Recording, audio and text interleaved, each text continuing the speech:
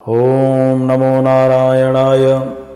श्रीमन्नारायण चरणौ शरणं प्रपद्ये। श्रीमते नारायणाय नमः। जय श्री कृष्ण, जय जय श्री राधे। बड़ा अद्भुत मंगलाचरण में स्वामी सुखदेव स्वामी जी ने बड़ी अद्भुत व्याख्या करते हुए कर्म को बताया है। कर्म क्या है, कर्म का साध्य विषय क्या होनी चाहिए, क्या कर्म हम करते हैं या हमसे कराया जाता है, इन सब विषयों पे बड़ा अद्भुत मंगलाचरण सुखदेव स्वामी ने किया है। सुखदेव स्वामी कहते हैं, नमः परस्मै पुरुषाय भूयसे। प्रभु मैं आपको बारंबार प्रणाम करता हूं। पुरुषाय भूयसे, जो इस पृथ्वी पर पुरुष के रूप में प्रकट हुए हैं। पुरुष का अर्थ यहां आत्मा से है। समस्त आत्माएं ही पुरुष हैं। इसीलिए पुरुष सूक्त में वेद भगवान कहते हैं, सहस्र शीर्षा पुरुष। पुरुष का अर्थ ही आत्मा है। सदुद्भव स्थान निरोध लीलया। एको हम बहुश्याम,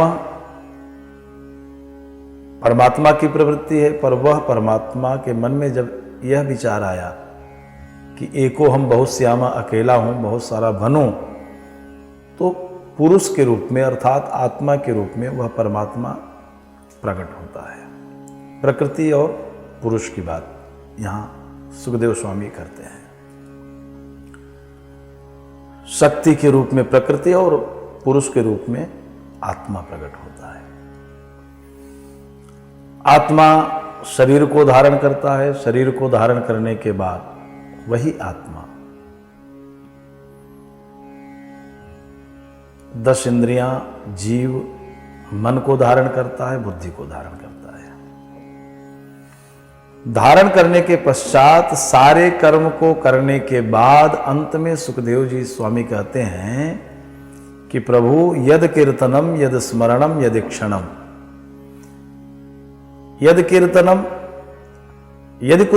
यदि संसार में कीर्ति गाने लायक कुछ भी है तो वो केवल आपकी कीर्ति है। यदि स्मरणम, स्मरण करने लायक कुछ है तो केवल आपका स्मरण करने लायक है प्रभु। यत स्मरणम। यदि क्षणम, दर्शन करने लायक आपका वपु है, आपका श्री विग्रह है। यद वंदनम, प्रभु बंधन करना है तो आपका बंधन करें। संसार का भी बंधन करें तो संसार में आपका दर्शन करें। यद श्रवणम, सुनना है तो केवल आपको सुने। संसार को भी सुनना है तो संसार में आपका दर्शन करते हुए सुने हम। यदर्हणम, पूजन करने लायक केवल आपका श्री विग्रह है। संसार का पूजन कर रहे हैं तो संसार में भी आपका दर्शन करें, आपका पूजन करें। क्योंकि आकाशात पतितम तोयम यथा गच्छति सागर सर्वदेव नमस्कारम केशवम प्रतिगच्छति। संपूर्ण सृष्टि का पूजन करें, संपूर्ण देवताओं का पूजन करें, अंत में वो तो प्रभु को ही प्राप्त होता है। जिस प्रकार से सारी नदियां तो पूरे संसार में हैं, विश्व में हैं, पर वो नदियां अंत में जाकर समुद्र में समाहित हो जाती हैं। उसी प्रकार से हम जिसका भी पूजन करते हैं वो अंत में परमात्मा को ही प्राप्त होता है। इसलिए सब में परमात्मा का दर्शन करें। बड़ी अद्भुत बात कहते हुए सुखदेव स्वामी कहते हैं कि धर्म कार्य भी यदि हमने बहुत कर लिया और वह कार्य, वह कर्म परमात्मा के चरणों से नहीं जुड़ा तो वो भी निंदनीय है। भले ही हम बड़े अच्छे कर्म करें, अच्छे काम करें, पर वह यदि परमात्मा के चरण से नहीं जुड़ा है तो वो निंदनीय है। सुखदेव स्वामी कहते हैं, तपस्विनो दान परायसस्विनो मनस्विनो मंत्र विदः सुमंगल क्षेमम न विद्यन्ति विनाय दर्पणम तस्मै सुभद्र स्रवसे नमो नमः।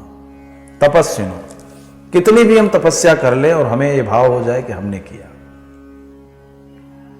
दान परा यशस्विनो, कितना भी हम दान कर लें, कितने भी बड़े दानी हो जाए, पर हमें ये भान हो जाए कि हमने किया।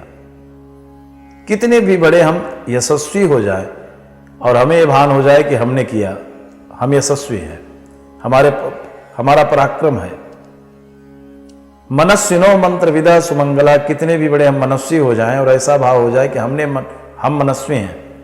मंत्र विदा सुमंगला, कितने भी बड़े हम मंत्र वेदता हो जाए, वेदांती हो जाए और हमें ये भान हो जाए कि हम वेदांती हैं, हम मंत्र वेदता हैं, हम बड़े विद्वान हैं, हम बड़े ज्ञानी हैं। सुखदेव स्वामी कहते हैं ये किसी भी कार्य, किसी भी क्षण, किसी भी काल में यह मंगल कार्य सुमंगला, ये मंगल कार्य देने वाला नहीं है।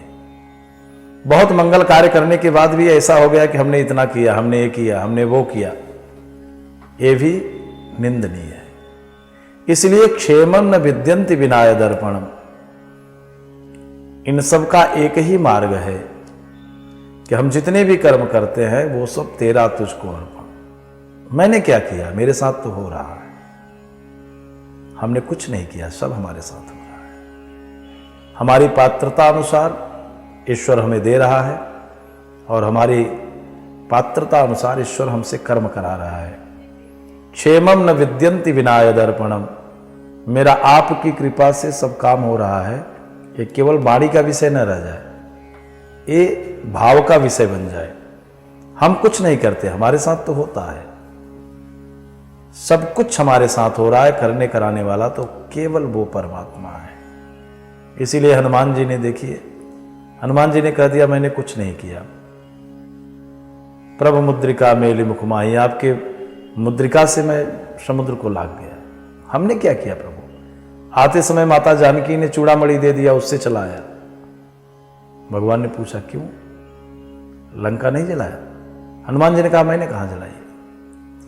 मुझे पता है प्रभु कि आप जो स्वयं कहना भूल जाते हो अपने भक्तों से कहला देते हो। सीता मैया जिस अशोक वृक्ष की छांव में बैठी थी, उसी के पत्ते पर मैं बैठा था।